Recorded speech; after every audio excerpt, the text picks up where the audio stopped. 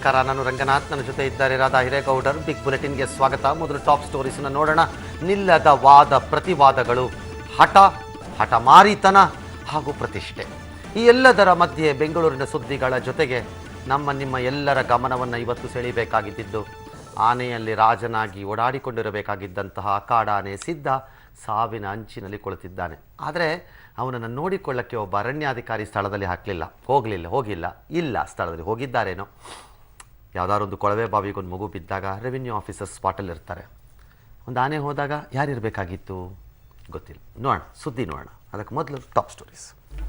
Steel bridge ತಡೆಗೆ high court ನಕಾರ, ರಾಜ್ಯ ಸರ್ಕಾರಕ್ಕೆ ಕಾನೂನಿನ ಆನೆ ಬಲ, ರಾಜ್ಯಪಾಲರಿಗೆ ಸಾರ್ವಜನಿಕರಿಂದ ದೂರು. ಬೆಂಗಳೂರು ಶಾಸಕರ ಮನವೊಲಿಕೆಗೆ ಸರ್ಕಸ್, ಬಿಜೆಪಿಯವರಿಗೆ ಧಮಕಿ ಹಾಕದ್ರಂತೆ ಜಾರ್ಜ್, ಸರ್ಕಾರಕ್ಕೆ ಅನಂತಕುಮಾರ್ ಪತ್ರ. ನಿರೀಕ್ಷೆಯಂತೆ ದರ್ಶನ್ಗೆ ರಿಲೀಫ್, ಒತ್ತುವರಿ ತೆರವಿಗೆ ಹೈಕೋರ್ಟ್ ತಾತ್ಕಾಲಿಕ ತಡೆ, ಯಥಾಸ್ಥಿತಿ ಕಾಯ್ದುಕೊಳ್ಳುವಂತೆ ಸೂಚನೆ.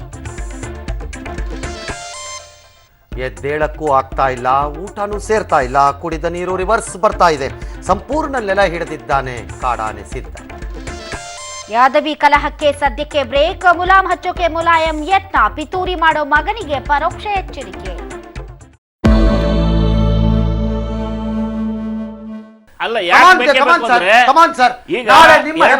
ನಿಮ್ಮ ಹೆಬ್ಬಾಳ ಪ್ರದೇಶದಲ್ಲಿ ಒಬ್ಬ ಕಾರ್ಪೊರೇಟರ್ 10 ಕೋಟಿ ಬದ್ದು 20 ಕೋಟಿ ಮಾಡ್ತಾನೆ. ಡೋಂಟ್ ರೈಸ್ ಕ್ವಶನ್, ಬಿಕಾಸ್ ನಾನು ಅದಕ್ಕೆ ಪ್ಯಾರಲಲ್ ಆಗಿ ಇನ್ನೊಂದು ಸಗ ಕಟ್ತೀನಿ. ಇದು ಬೇಕೇ ಬೇಕು ಅಂತ. Will you accept it?